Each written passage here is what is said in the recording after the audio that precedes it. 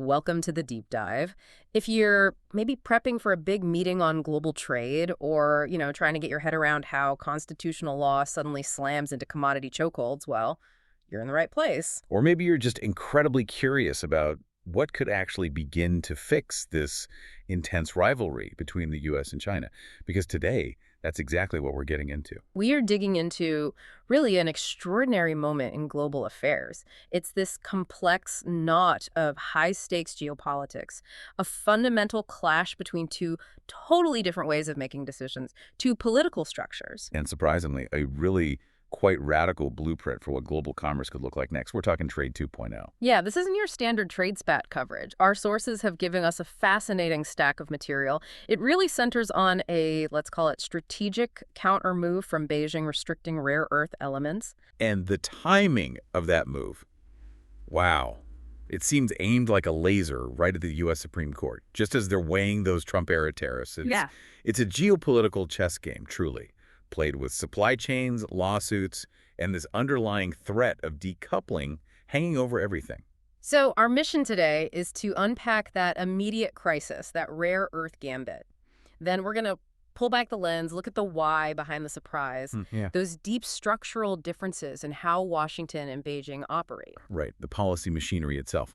And then we'll spend a good chunk of time exploring this visionary blueprint that emerges from the source's ideas for peaceful coexistence maybe, and this total redesign of the global economy. A way to potentially move past the headlines, get underneath the strategic dynamics that are, frankly, tearing things apart right now, and explore some imaginative solutions that might just stitch them back together. It's ambitious stuff. It really is. Okay, let's unpack this, starting with that shockwave, the rare earth restriction. So the first big insight here from the sources, and you flagged this already, it's the timing.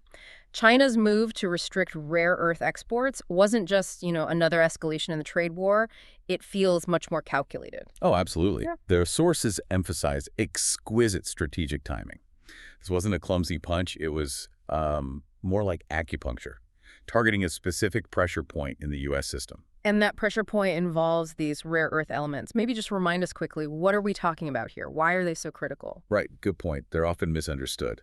Rare earths isn't really about rarity in the ground. It's about the difficulty and environmental cost of processing them. It's a group of 17 minerals, things like neodymium, dysprosium, terbium. And these are in everything. Pretty much everything high-tech, yeah. Neodymium is crucial for the powerful magnets in electric vehicle motors and wind turbines.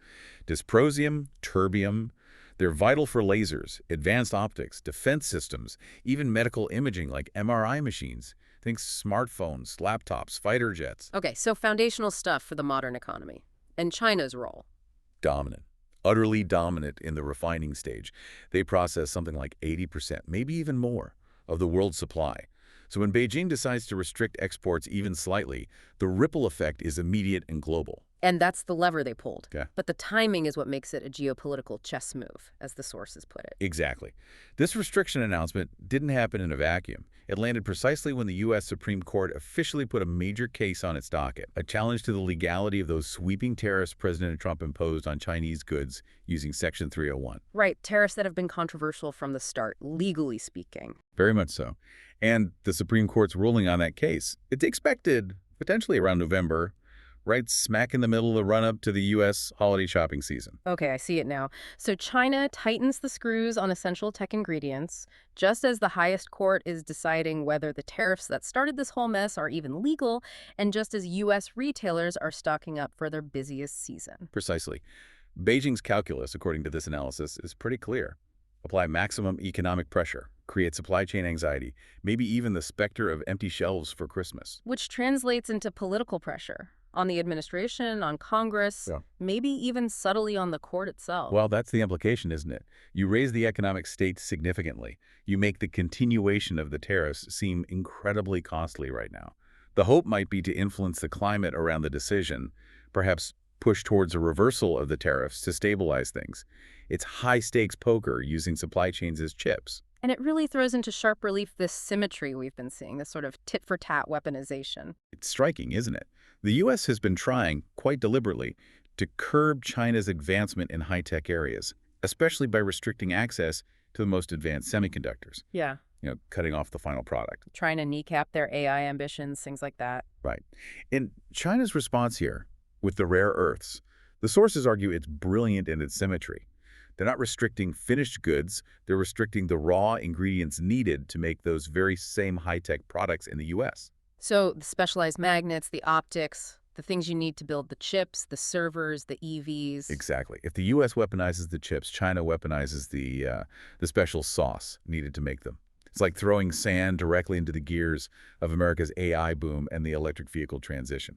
It's a direct counter to the semiconductor restrictions. That phrase, weaponizing supply chains, feels more real than ever now. And the potential fallout. The sources suggest we might be underestimating the impact, particularly on AI. I think that's a really critical point they make. We hear so much about the AI supercycle, this gold rush mentality. Companies like OpenAI, NVIDIA, Anthropic, Google, Meta, they're all scrambling to build massive computing infrastructure. Which needs tons of specialized hardware, graphics processing units, specialized servers. All of which rely heavily on components made with rare earth elements. Powerful magnets for cooling systems, specific materials for the processors themselves. If the supply of those core ingredients gets choked off, even for just a few months, It could seriously cool down that feverish momentum, as the sources put it. absolutely, it immediately jacks up costs. It slows down the production of the hardware everyone needs. It delays critical R&D projects. It's not necessarily about stopping U.S. AI development dead in its tracks, but it's definitely about disrupting it, slowing it down, adding friction and cost, and maybe undermining that sense of inevitable American dominance in the field. Creating uncertainty, which is poison for investment in a sector like AI that relies on massive long-term bets. Precisely. Uncertainty is a killer. And then you layer on the more immediate domestic impact for the average person. Right, the empty shelves scenario. If these supply chains for electronics, for cars, for potentially lots of consumer goods seize up right before the holidays. That abstract trade war suddenly becomes very concrete. When you can't get the gifts you wanted, or prices spike for the things you can get, that hits home. Retail giants like Walmart, Target, Best Buy, they rely on smooth logistics, especially in the fourth quarter. And that translates abstract policy disputes, things happening in Geneva or D.C., into tangible frustration, which becomes politically potent fast. You could call it electoral warfare wrapped in economic pressure. It forces everyone, the administration, Congress, maybe even the justices thinking about the tariff case, to weigh the immediate visible costs of continuing this confrontation. It's no longer just about strategic competition. It's about whether the economy functions smoothly day to day. And this isn't just a U.S. China problem, right? The ripple effects go wider. Oh, much wider.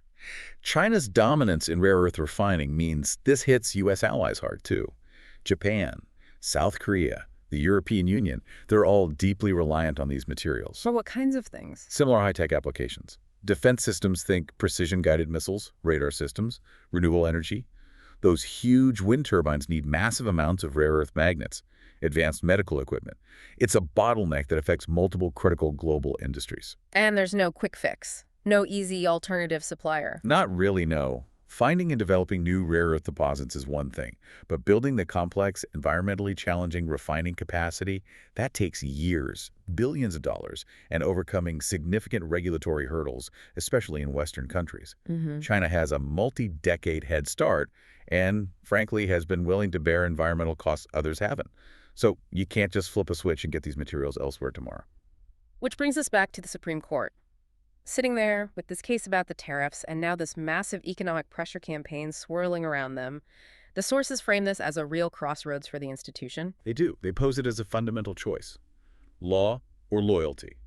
Or perhaps rule of law versus economic nationalism. Because the lower courts have already weighed in on these tariffs. Yes. Significantly, lower courts have found that the way the Trump administration used Section 301 likely exceeded the authority granted by Congress. They essentially ruled it was an executive overreach, potentially unconstitutional. So the legal groundwork suggests the tariffs are shaky. That's the legal context. So the question for the Supreme Court becomes, does it uphold that legal reasoning, reasserting judicial neutrality and the idea of a rules-based trading system where presidential power has limits? Does it reinforce the separation of powers? Or does it find a way to uphold the tariffs, potentially influenced by the political climate, the economic pressure, the America First sentiment that drove them in the first place? Exactly. Does it, perhaps implicitly, rubber stamp economic nationalism, even if the legal basis is debatable. The sources raise this concern because the court's reputation for impartiality has, taken some hits in recent years over highly politicized rulings on other issues. Like immigration, voting rights, environmental regulation, issues where the divisions are stark. Right. So there's this background concern. If the court upholds the tariffs, especially if it's a close, ideologically divided decision, will it be perceived as acting as a neutral arbiter of the law or as aligning itself with a particular political or economic faction? And that perception matters for the court's legitimacy. Hugely. This tariff case, landing at this specific moment with the rare earth pressure, becomes a major test of judicial independence in the face of intense geopolitical and economic forces. It's not just about widgets and dollars, it's about the perceived integrity of a core American institution. So given those stakes, the analysis lays out three potential scenarios for what happens next, depending on the court's decision. What's the first one? Scenario 1 is immediate reversal. The court acts relatively quickly, maybe by early November, and strikes down the tariffs, agreeing with the lower courts that they represent executive overreach. And the impact? That would be the most stabilizing outcome, by far. Markets would likely rally almost instantly. Predictability returns, at least on the tariff front. Trade flows might start to normalize. And critically, it gives Beijing an out. How so? If the U.S. itself declares the tariffs illegal, China can likely ease its rare earth restrictions as a reciprocal gesture, maybe claiming victory, without losing face. It diffuses the immediate crisis before the holidays, helps stabilize those AI and EV supply chains we talked about, and importantly, reaffirms constitutional limits on presidential power in trade matters. Okay, that sounds like the off-ramp scenario. What's scenario 2? Scenario 2 is delayed decision. The court doesn't rule quickly. Maybe they ask for re-arguments. Maybe there's internal division. Maybe they just punt. The decision gets pushed into, say, early 2026. So the tariffs stay in place, but under a cloud of uncertainty. Exactly.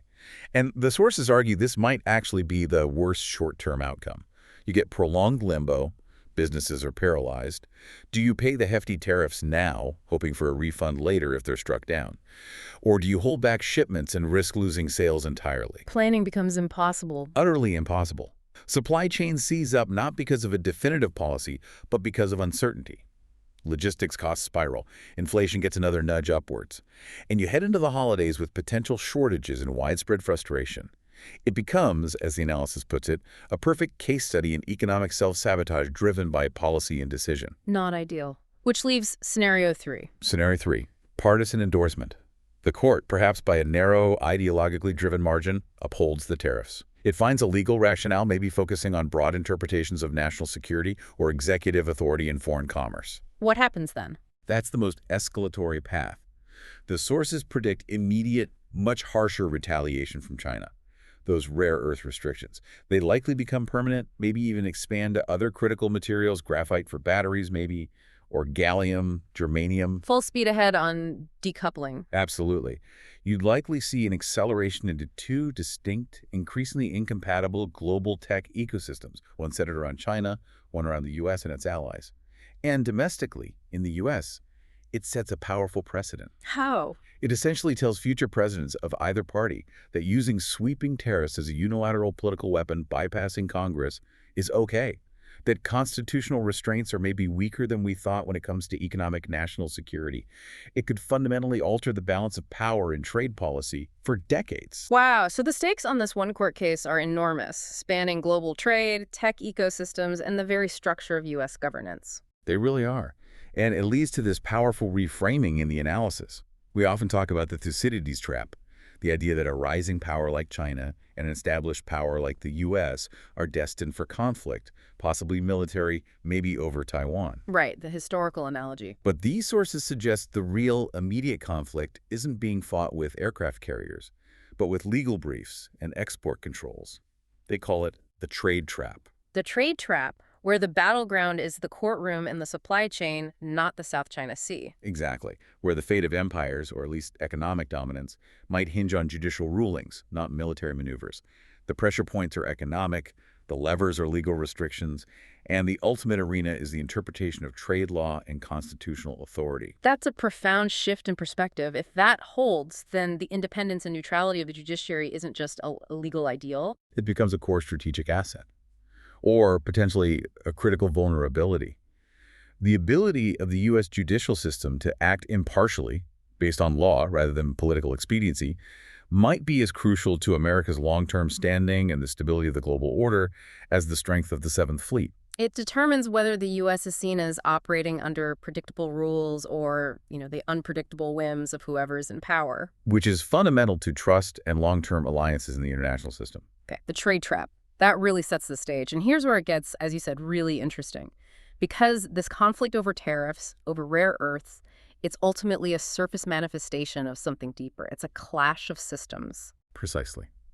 The sources compel us to look underneath the policy decisions and examine the actual machinery, the processes, the structures, the assumptions that generated these moves in the first place. Why was China's move such a surprise? Why does the U.S. response often feel so chaotic? Yeah, that shockwave from the rare earth clampdown wasn't just what they did, it's how they did it. So quiet, so coordinated, so sudden. And that speed and surprise factor, it stems directly from the fundamental differences in how decisions get made in Beijing versus Washington. It's procedural DNA. Let's break that down, starting with China's system. The sources use this phrase, consensus as a force multiplier. What does that mean in practice? It refers to how their top decision-making bodies work. Think about the Politburo Standing Committee or the various leading small groups that focus on specific policy areas like economics or national security. These bodies are designed structurally to bring together all the key players, the Communist Party leadership, relevant government ministries, sometimes state-owned enterprises, even the military, and forge a unified position before a policy is announced. So the debate happens behind closed doors, and then everyone marches in lockstep. Largely, yes. Legitimacy in their system often rests on demonstrating decisive action and unity. So once a strategic priority is set, like, say, gaining leverage in the trade war via rare earths, the entire apparatus is geared towards aligning resources and executing that decision with minimal internal friction or public debate at that stage. And this top-down alignment produces specific advantages, according to the analysis. Absolutely. 3 key attributes stand out. First, coherence. Because the potential contradictions and competing interests are hashed out internally, often fiercely, before the policy goes public, the final decision tends to have a unified logic. You don't see different government agencies publicly contradicting each other, which can happen in the U.S. Okay, coherence. What else? Second, tempo. Once that internal consensus is reached, execution can be incredibly swift, sometimes almost brutally efficient. The decision is made, the orders go out, and things happen quickly because the implementation chain is already aligned. And the third? Message discipline. This is crucial for the surprise factor. Because the policy is developed largely in secret and announced only when finalized, it arrives fully formed, often as a an accomplished fact. There are very few leaks, trial balloons, or public signals beforehand. So in Beijing, the committee, these coordinating bodies, is where ideas are stress-tested internally and then launched with immense institutional force. Maximize surprise, maximize bargaining power. That's the model. But, and this is important, it comes with significant risks. The biggest one is groupthink. If that internal process suppresses dissenting views or inconvenient data, maybe because lower officials don't want to contradict the leadership, they can make major strategic blunders. Because they didn't adequately consider the downsides or the potential blowback. Exactly. The drive for consensus can inadvertently filter out crucial negative feedback or second-order effect analysis. So while it looks efficient on the surface, it can lead to policy overshoot or miscalculations with huge consequences. Okay, that's the Chinese model. Coherence, tempo, message discipline, but risk of groupthink. Now let's flip to the U.S. The sources talk about the committee problem, veto points and diffusion. Right. And problem is maybe putting it mildly sometimes. The U.S. system is intentionally designed to be pluralistic, fragmented, and adversarial. That's baked into the Constitution. Separation of powers, checks and balances. You've got the White House, but then you have Congress, 2 houses, often controlled by different parties. You have the independent judiciary, which we just discussed. You have powerful federal agencies with their own mandates and cultures. And that's just the government. Then layer on state governments, influential lobbyists representing countless special interests, a highly competitive and often adversarial media landscape. All these actors have legitimate standing to influence, shape, delay, or even kill a policy initiative. So instead of one consensus point, you have dozens, maybe hundreds of potential veto points. Precisely. And this structure leads to some significant drawbacks when it comes to decisive action. The sources highlight 3 main ones. First, diffusion of responsibility. Meaning? Meaning it's often unclear who truly owns a policy outcome from start to finish. The White House proposes something. Congress modifies it. Agencies interpret it. Courts potentially block it. When things go wrong, it's easy for everyone to point fingers elsewhere. Accountability gets fuzzy. Okay, diffusion of responsibility. What's next? Second, policy dilution and drift. A bold idea might start in the White House or Congress, but by the time it navigates the labyrinth of committees, stakeholder consultations, lobbying efforts, and legal reviews, if original intent can get watered down, compromised, or loaded up with so many exceptions and carve-outs that it barely resembles the starting point. The sausage-making process of legislation. Exactly. And third, this fascinating concept the sources call public pre-litigation. Pre-litigation, so fighting it out before it's even law? Sort of. It goes beyond standard lobbying. In the U.S. system, because the process is relatively transparent and the media thrives on conflict and scoops, stakeholders who oppose a potential policy don't wait for it to become law to fight it. They fight it in the media as it's being drafted. Leaking drafts, floating damaging narratives, mobilizing public opinion against it. All of the above. They use the media ecosystem to launch preemptive strikes. Officials often respond by floating trial balloons, leaking parts of a proposal to gauge reaction. This entire dynamic means policies are often debated, attacked, and potentially killed off by negative press and lobbying campaigns before they even get a formal vote or regulatory filing. It forces policymakers to compromise heavily up front just to survive the public relations battle. Absolutely. It ensures a degree of transparency and allows for public input, which are democratic strengths. But the downside is that it makes bold, potentially disruptive policy changes incredibly difficult to achieve.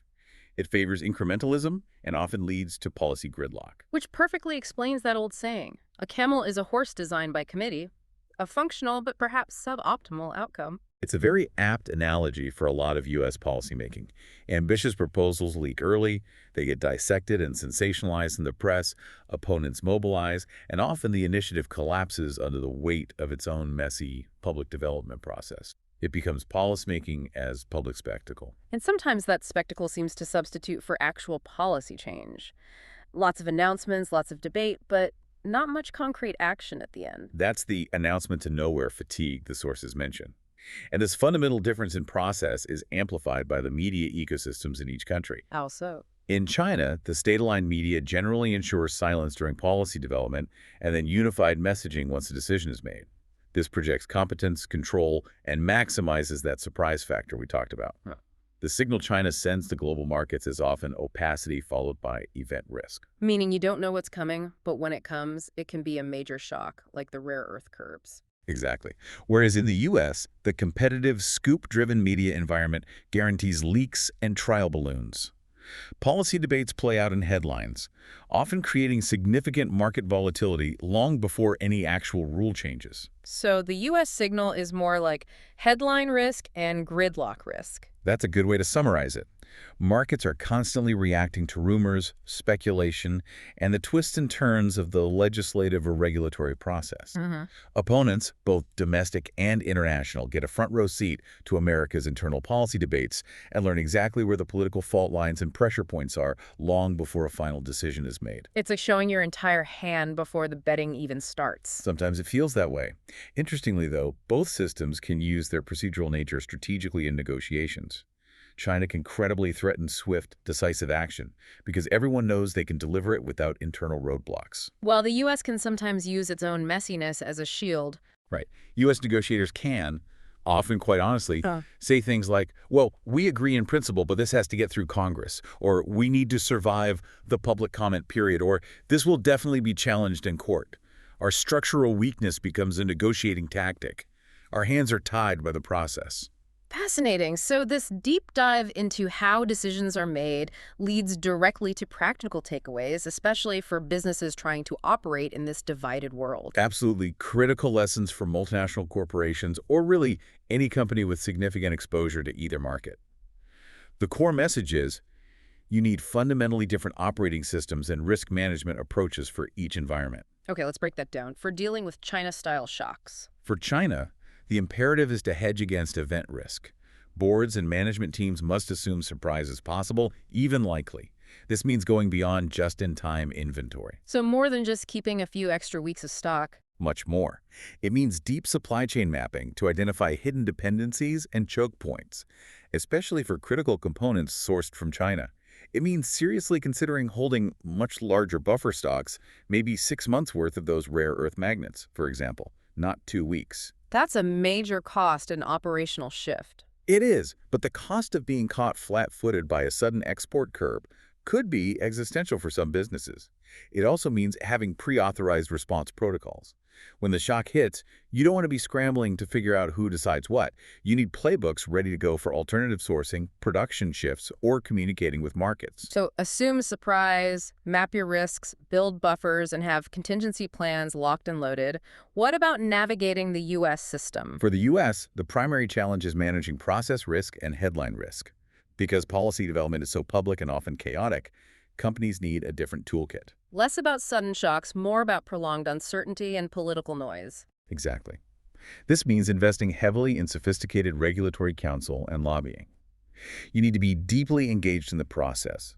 From the earliest stages, monitoring legislation, filing detailed comments on proposed regulations, building relationships with policymakers and agency staff. Playing the inside game. Playing the inside game, absolutely, but also playing the outside game. Managing investor relations and public perception is crucial because, as we discussed, market volatility is often driven by headlines long before policy actually changes. Oh, You need strong communication strategies to explain the process, manage expectations, and counter misinformation. and scenario planning is key here too. Definitely. Scenario planning for wildly different outcomes. What if Congress passes this version? What if they pass that version? What if the courts strike it down? What if different federal courts issue contradictory rulings? You need legal and operational strategies for navigating that kind of protracted uncertainty and potential legal chaos. So for boards, assume surprise event risk in China, assume messy process risk in the U.S., two totally different modes of operating. You got it. And it's not just about risk management. The sources also suggest both systems could actually learn from each other, potentially borrowing elements to improve their own functioning. Really? What could the U.S. borrow from China's model? Well, maybe not the secrecy, but perhaps aspects of the discipline. The sources float ideas like execution windows dedicated, time-boxed periods where all relevant agencies are mandated to collaborate intensively to finalize and implement a specific high-priority policy, cutting through some of the usual bureaucratic inertia. Like a policy sprint. Kind of, yeah. And maybe improved message discipline. Not censorship, obviously, but perhaps more internal coordination before major announcements to reduce the cacophony of conflicting signals and leaks that often confuse markets and undermine policy goals. Okay, so focus and coherence. What could China borrow from the U.S.? Transparency and structured dissent, primarily. The sources suggest China could benefit enormously from building informal mechanisms for structured dissent.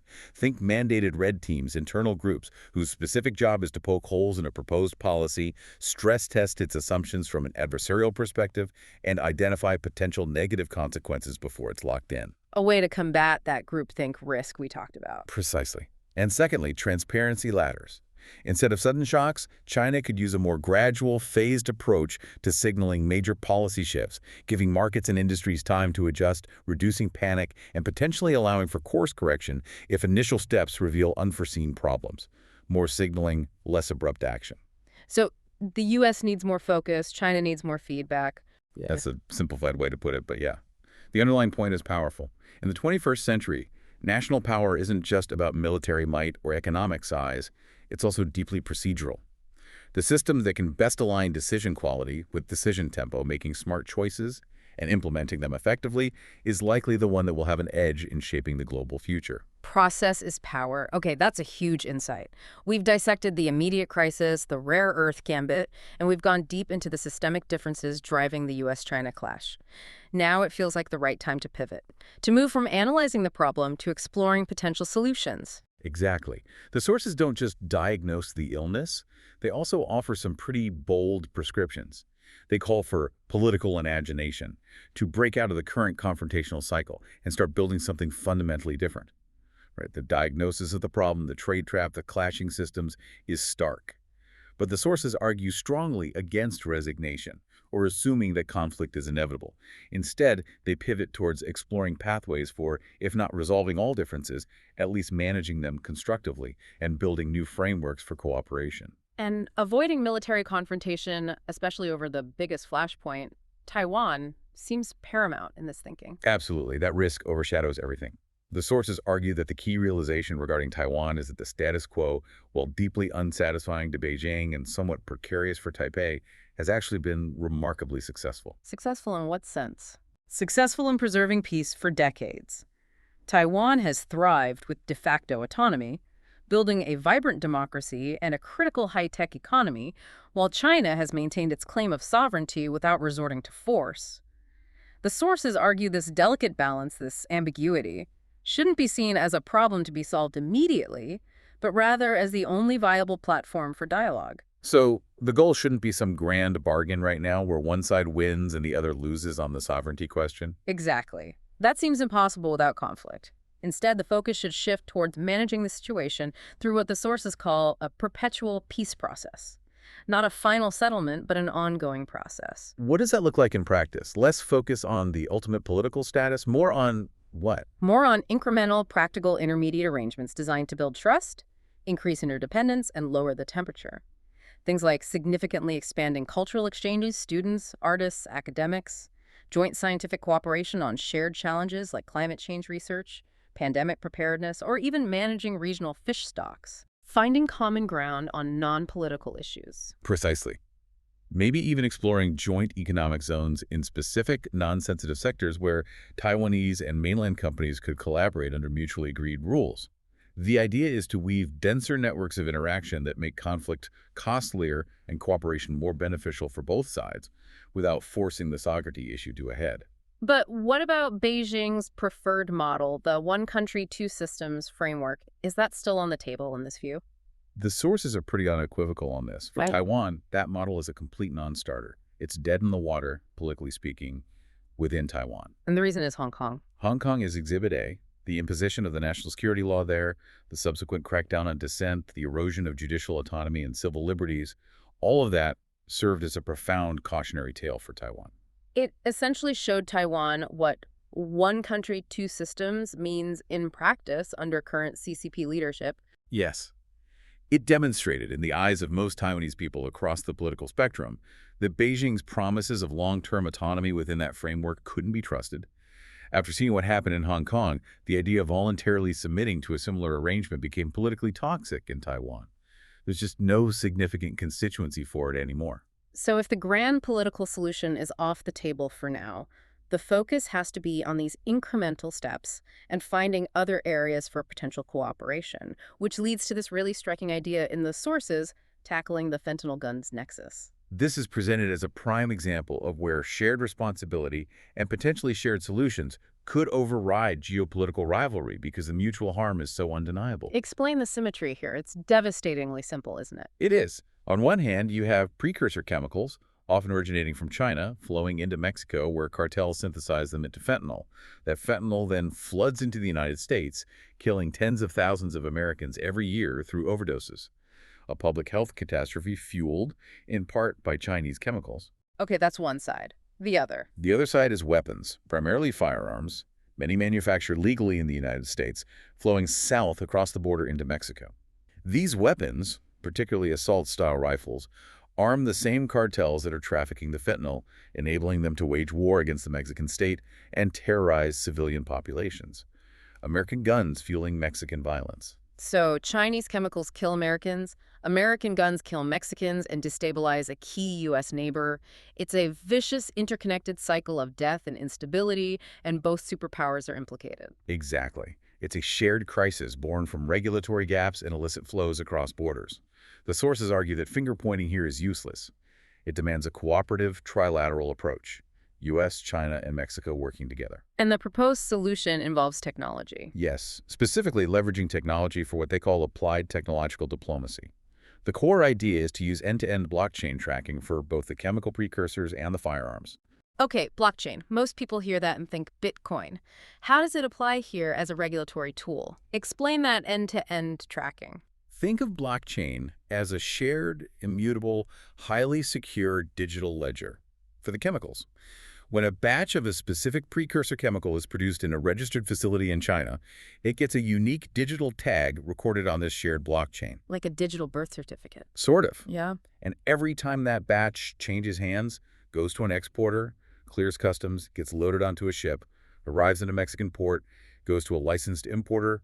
Each step requires a new, verified entry on the blockchain, time-stamped and cryptographically secured. So you have a verifiable chain of custody from start to finish. Exactly. If a shipment suddenly disappears between the port and the licensed importer, or if it diverts off its approved route towards a known cartel area, that break in the chain is instantly visible and auditable in real time by authorized parties in all three countries. It makes illicit diversion much harder to hide. It replaces potentially forgeable paper trails with a secure digital record. What about the guns flowing south? Same principle. When a firearm is manufactured in the U.S., its serial number and initial transfer are logged on the shared blockchain. If it's legally exported to Mexico, that transaction is recorded.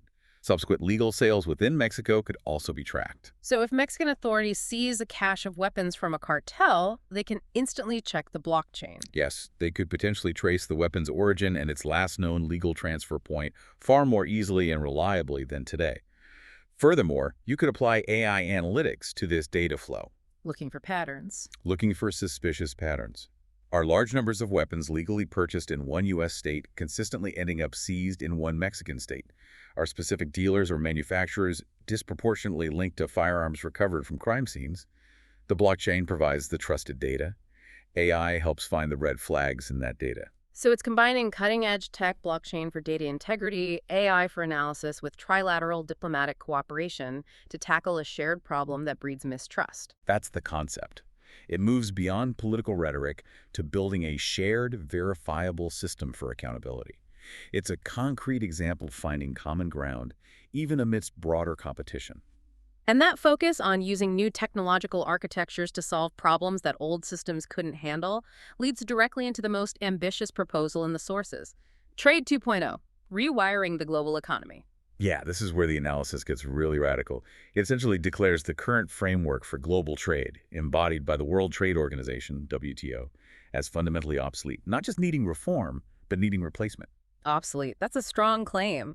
The WTO has governed global trade for decades. What's the argument? The argument is that the WTO was born in the analog age. Its rules, its structure, its entire conceptual foundation were built for a 20th century world.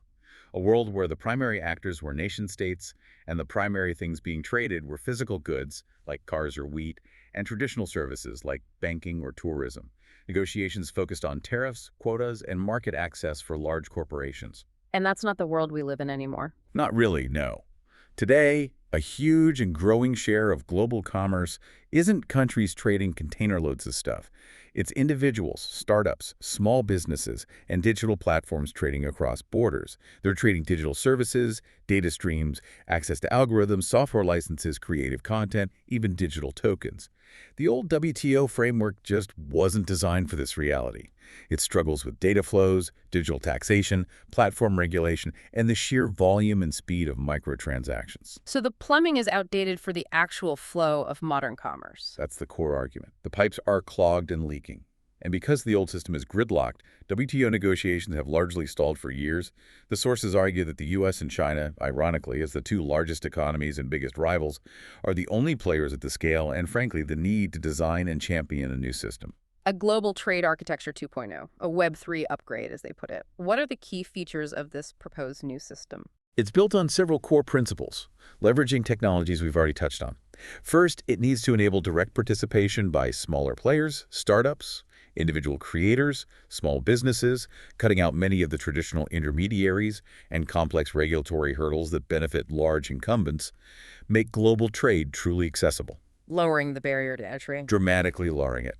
Second, it should use blockchain verification as the backbone for recording and validating transactions. Imagine a global, decentralized ledger where cross-border shipments, service deliveries, and payments are recorded transparently and immutably. What's the benefit of that? Less fraud, faster customs. Both. Significantly reduced fraud because the records are tamper-proof. Much faster customs clearance because verification is cryptographic and potentially automated rather than relying on stacks of paperwork. It increases trust and efficiency simultaneously. Okay, direct participation, blockchain verification. What else? Third, the integration of smart contracts to automate compliance. This is a huge one. Explain smart contracts in this context. How would that work for, say, ensuring labor standards? Okay, imagine a buyer in Europe wants to order textiles from a factory in Southeast Asia. They could use a smart contract built on this Trade 2.0 platform. The contract would hold the buyer's payment in escrow. It would also contain embedded code reflecting agreed-upon standards, maybe ILO later standards, or a specific environmental footprint limit. So the rules are baked into the transaction itself. Exactly. Now, data about the factory's compliance, maybe from sensors monitoring energy use or from third-party audits verified on the blockchain, is fed directly into the smart contract. If the data verifies that the goods were produced meeting the agreed standards, poof, the smart contract automatically releases the payment to the factory. And if the standards aren't met? The contract doesn't execute the payment, or perhaps it triggers a pre-agreed penalty or dispute resolution process. Compliance becomes largely automated, transparent, and self-enforcing, embedded in the transaction flow itself.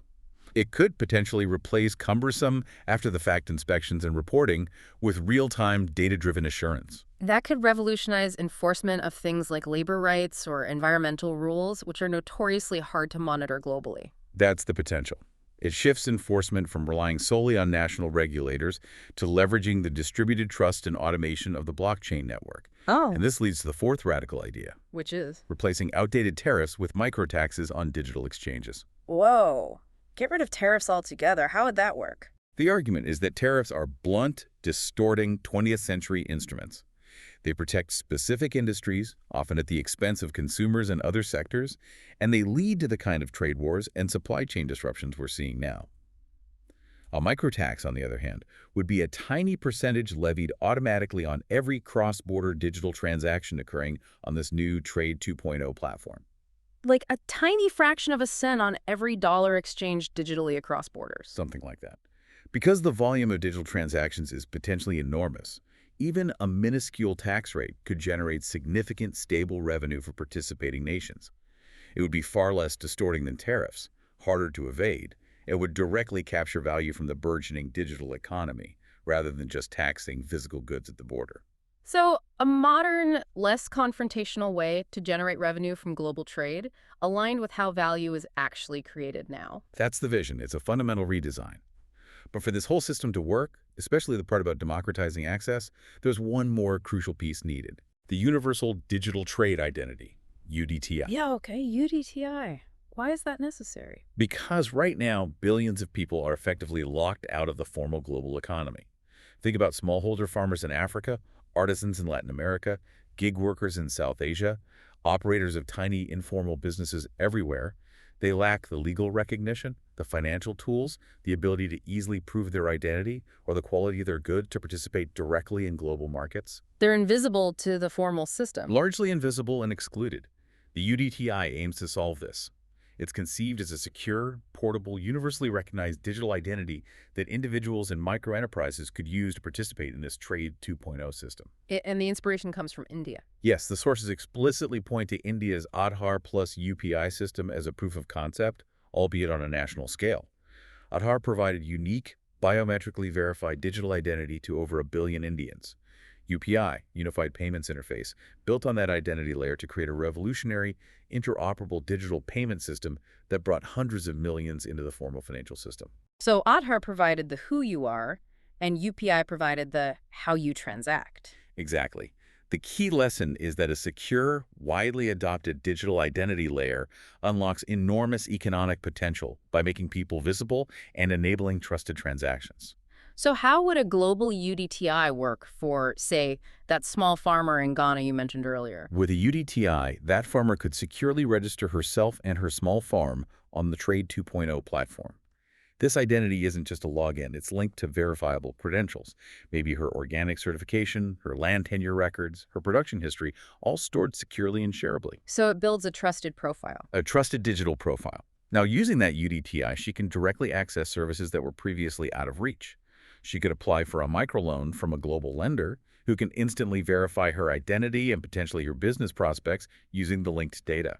She could get crop insurance tailored to her specific location and history. And she could sell directly to buyers. Yes.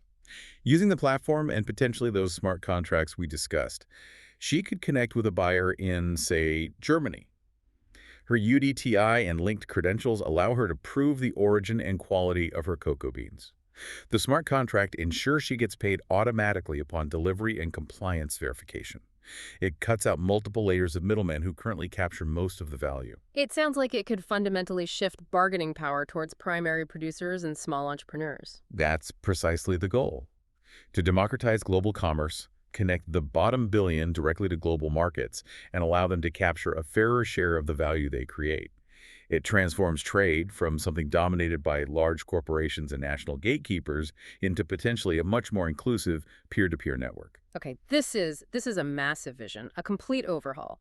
From managing Taiwan through process, to tackling shared security threats with blockchain, to rebuilding global trade around digital identity and smart contracts. It's definitely ambitious. It requires moving beyond the current zero-sum thinking that dominates the U.S. China relationship. So, summing up this whole deep dive, where does it leave us? What's the core takeaway? We started with a specific crisis, the rare earth restriction, which laid bare the fragility of our current system and the high stakes involved, even reaching the steps of the Supreme Court. Right. That crisis acted as a trigger point. Then we analyzed the underlying engine of the conflict, those deep structural differences in how the U.S. and China make decisions, leading to Chinese surprise attacks and American process fatigue. That's the why behind the current dysfunction. And finally, we explored these blueprints for a different future. A future based not on fixing the old broken analog system, but on building a new digital one, using technology like blockchain and digital identity not just for efficiency, but to foster cooperation, transparency, and inclusion. From the perpetual peace process for Taiwan, preserving stability through dialogue, to the tech-driven cooperation on fentanyl and guns, to the revolutionary potential of Trade 2.0 and the universal digital trade identity. These are pathways away from confrontation.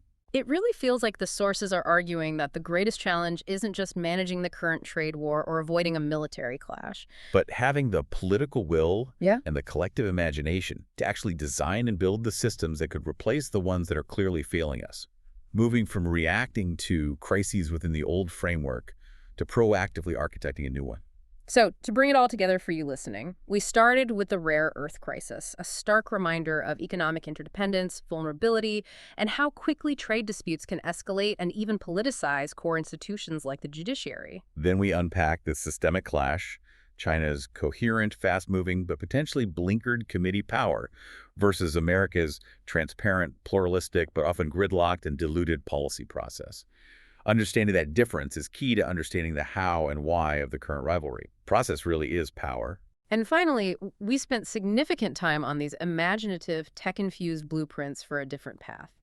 Moving beyond zero-sum conflict towards shared system design, whether it's managing Taiwan, tackling transnational crime, or fundamentally rewiring global trade for the digital age with Trade 2.0 and UDTIs. It's a call to shift focus from fighting over the existing, decaying architecture to collaborating on building a new one based on principles like transparency, verifiable data, and broader participation. It truly emphasizes political imagination, driven by the possibilities that technology now offers, possibilities that maybe traditional diplomacy alone couldn't achieve. And that leads to a final, quite provocative thought that emerges from weaving all these threads together.